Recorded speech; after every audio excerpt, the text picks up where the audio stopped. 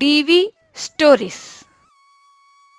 ఏమండి, రాను రాను మీరు మరీ పిస్నారిగా తయారవుతున్నారు. సంపాదించిందంతా ఏం చేస్తున్నారో ఏమో. అవునవును. మీ నాయన మా నాయన ఎకరాలకు ఎకరాలు ఇచ్చారు. దాని మీద వచ్చే ఆదాయం ఏం చేయాలో తెలియడం లేదు. పైగా మీ ఆయనకు బ్యాంకులో ఉద్యోగం కదా, వేలకు వేలు మిగులుతుంది. చాలే మీ వెటకారం. నేనేమడుగుతున్నాను, మీరేం చెప్తున్నారు? లేకపోతే ఉన్న 2 ఎకరాలకు ఎంత ఆదాయం వస్తుంది? అయినా నీకు డబ్బులు చూస్తే ఏ చీరలో నగలో కొనాలనిపిస్తుంది. నీకు తెలిసింది వంటిల్లు వడ్డించడం మాత్రమే. ఈ ఆర్థిక శాస్త్రం అంకెల గారెడి నీకు చెప్పినా అర్థం కావు. కానీ ఏదో చేద్దామన్న ఆత్రం తప్ప. భలే కరెక్ట్గా చెప్పారు బావా. మా అక్కకు తెలిసిన ఏకైక శాస్త్రం వంట శాస్త్రం మాత్రమే. పోనీ ఆ వివరాలు ఏవో నాకైనా చెప్పొచ్చుగా. రే బుచ్చి, పండక్కని వచ్చావు, నీకెందుకురా వివరాలు? మీ అక్క గారెలు బాగా వండుతుంది, ముందు వాటి పని కొట్టు. ఏంట్రా అంత గట్టిగా అరుస్తున్నావు? వీధి చివరి వరకు వినిపిస్తుంది. రారా, వీళ్లకు తెలివి ఎక్కువ అవుతుంది. సంపాదిస్తుంటే తిని కూర్చోక వివరాలు అడుగుతున్నారు. సరే గాని 2 గారెలు తిను. ముఖ్యమైన పని ఉంది, తోట వరకు వెళ్దాం. ఇప్పుడే తినొచ్చాను గాని ముఖ్యమైన పని అంటున్నావుగా, పద వెళదాం. చూసావురా బుచ్చి, ఆ సూరి రాగానే మీ బావగారికి కాళ్ళు నేల మీద నిలబడటం లేదు. అసలు ఆ సూర్యుని చూస్తుంటే నాకు ఏదో తేడా కొడుతుంది రే. ఊ, ఊ, అంతా గమనిస్తున్నానే అక్క. వాడి ముఖం చూసావా? దొంగకోలు పట్టే ముఖము వాడును. మీ బావకు స్నేహమనే ముసుగులో వాడి మాయ కనిపించడం లేదు. ఏదో ఒకరోజు వాడే మీ బావను నిండా ముంచేస్తాడు అనిపిస్తోంది. ఈ మాటలకేం గాని 4 గారెలు ఏవో అక్క, ఆకలి చంపేస్తోంది. వీడికి ఎప్పుడూ తిండిగోలే. ఇలా మాట్లాడుతూ ఉండగానే అక్కడ స్నేహితులిద్దరూ తోటను చేరుకుంటారు. ఏంట్రా అలా దిక్కులు చూస్తున్నా? ఇంకెవరైనా రావాల్సి ఉందా? ఇంకెవరైనా చూస్తారేమోననే అటు ఇటు చూస్తున్నాను. గోడలకు కూడా చెవులు ఉంటాయి, మన జాగ్రత్తలో మనం ఉండాలి. నాకు కూడా తెలియనంత రహస్యం ఏంట్రా? అరే, నా పిల్లం తెలివితేటలు నీకు తెలిసిందే కదా. అందుకోసమే నేను కష్టపడి సంపాదించిన డబ్బులు మొత్తం ఇక్కడే దాచాను. మూడో కంటికి కూడా తెలియకూడదు సుమా. అలా అంత ధనాన్ని ఒక్కసారిగా చూడగానే సూరికి నోటి వెంట మాట రాలేదు. క్షణకాలం పాటు అలానే చూస్తూ ఉండిపోయాడు. కాసేపటికి తేరుకొని, చాలానే కూడబెట్టావురా. అయినా ఇల్లుండగా ఇక్కడెందుకు దాచావు? ఇంటి దగ్గర దాచాననుకో, మా ఆవిడ చీరలకు నగలకు తగలెడుతుంది. ఇక్కడ దాచిన విషయం నా స్నేహితుడైన నీకు మాత్రమే చెప్తున్నాను. ఇంకొంచెం ధనం కూడబెట్టగానే కొంత భూమిని కొని ఒక పెద్ద ఇల్లు కట్టుకుందాం అనుకుంటున్నా. అలా ఇద్దరూ కాసేపు మాట్లాడుకున్న తరువాత ఆ ధనాన్ని అక్కడే దాచి ఇంటి దారి పడతారు. ఇలా ఇద్దరూ వెళ్తూ ఉండగా మార్గమధ్యంలో వారికి రంగడు తారసపడతాడు. అరే రంగా, ఇంత పొద్దుపోయాక ఇక్కడేం చేస్తున్నావు? కాసేపు ఆగితే ఈ చీకట్లో మనిషికి మనిషి కూడా కనిపించడు. అరే, పొద్దుపోయిన విషయం కూడా గమనించలేదు. తప్పిపోయిన గేదెను వెతుక్కుంటూ ఇలా వచ్చాను. పదండి, నేను కూడా మీతో పాటి వస్తాను. తప్పిపోయిందంటున్నావు, మరి గేదె కనిపించిందా? చాలాసేపు వెతికాను, కనిపించలేదురా. ఇక ఈ చీకట్లో ఎంతసేపని వెతికాను. ఈరోజు ఇంటికి రాకపోతే రేపు చూద్దాంలే. పదండి వెళదాం. అయినా నా సంగతి సరే, మీరెక్కడి నుంచి వస్తున్నారు? తోటలో కొంత పని ఉంటే వెళ్ళొస్తున్నాము. అలా ముగ్గురు మాట్లాడుకుంటూ ఇంటికి వెళ్తారు. ఇలా కొన్ని రోజుల పాటు రామారావు తను సంపాదించిన ధనం మొత్తాన్ని అక్కడే దాస్తూ ఉంటాడు. నేను అనుకున్న ధనం మొత్తం కూడబెట్టేశాను. ఇక రేపు వచ్చి ఈ ధనం మొత్తం తీసుకెళ్ళి కొంత ధనంతో భూమిని కొని మరికొంత ధనంతో ఒక పెద్ద భవంతిని నిర్మించుకుంటా. ఇక నా కష్టాలన్నీ తీరిపోయినట్లే. అలా అనుకుంటూ రామారావు మరలా ఆ ధనాన్ని అక్కడే ఉంచి ఇంటికి వెళతాడు. సూర్యోదయం అవగానే తన స్నేహితుడితో కలిసి తోటకు వెళ్లి చూడగా అక్కడ ధనం మూట కనిపించదు. అరే, ఎక్కడ్రా నా డబ్బు? ఇన్ని రోజులు కష్టపడి కూడబెట్టిన నా సంపద ఒక్కసారిగా కనిపించకుండా పోయింది. కంగారు పడకురా, ఇంకెక్కడైనా దాచావేమో కొంచెం ఆలోచించు. లేదురా, ఇక్కడే ఉంచాను. మన ఇద్దరికీ తప్ప ఇక్కడ దాచింది ఎవరికీ తెలియదు కదా. ఇది ఎవరి పని ఉండొచ్చు. అలా కాసేపు ఇద్దరూ ఆ ధనం కోసం వెతికి, లేని ధనం కోసం ఎంతసేపు వెతికినా ప్రయోజనం లేదు అనుకుంటూ ఇంటికి వెళ్తారు. ఏమయ్యో, ఏమైంది? ఏదో పోగొట్టుకున్న వాళ్ళలాగా దిగాలుగా ఉన్నారు. నిజంగానే పోయిందే లక్ష్మి. ఇన్నాళ్ళు తిని తినక కూడబెట్టిన ధనం అంతా దొంగల పాలయ్యింది. మనింట్లో దొంగలెక్కడ పడ్డారయ్యా? అయినా దోచుకోవడానికి ఏముంది ఇక్కడ? భూమి కొని ఇల్లు కట్టిద్దామనుకున్నాను. మీకు తెలిస్తే ఎక్కడ ఖర్చు చేస్తారోనని ఇంట్లో కాకుండా ఊరి బయట ఉన్న మన తోటలో దాచాను. తీరా ఇప్పుడు చూస్తే ఆ ధనం అక్కడ లేదు. మాకంతా అర్థమైంది బావా. దొంగలు ఎక్కడో లేరు, నీ పక్కనే ఉన్నారు. అవునవును.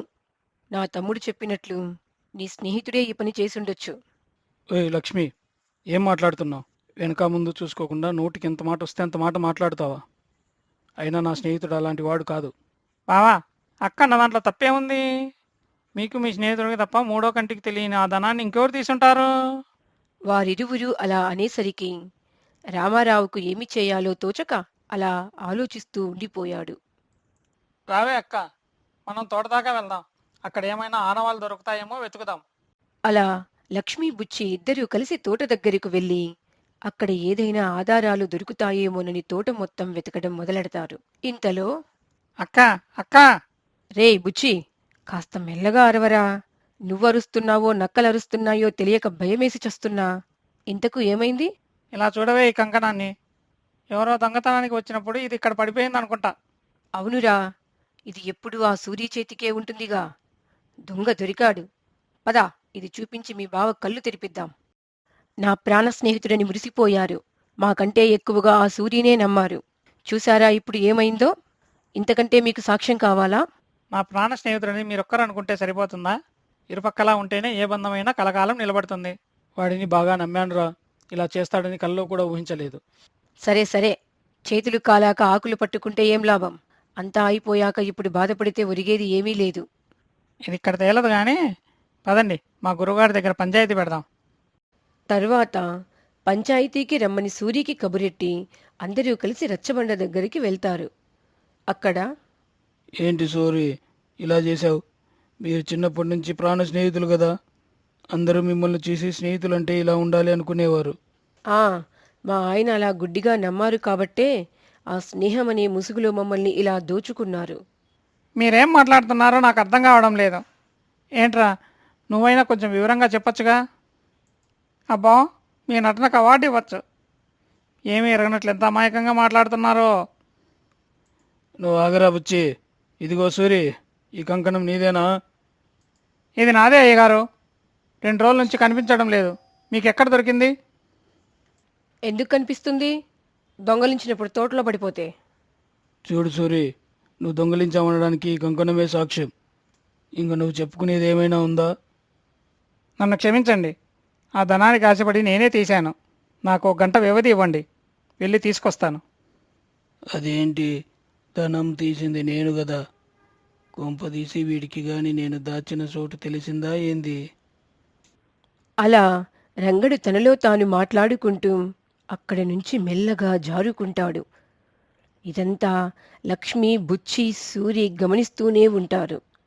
కొద్దిసేపు తర్వాత లక్ష్మి జమీందారు మరియు ఊరి జనాన్ని తీసుకొని రంగడు ఇంటికి చేరుకుంటారు. దొరికావురా రంగా. ఒకరి కష్టార్జితం దోచుకోవడానికి సిగ్గుగా లేదురా.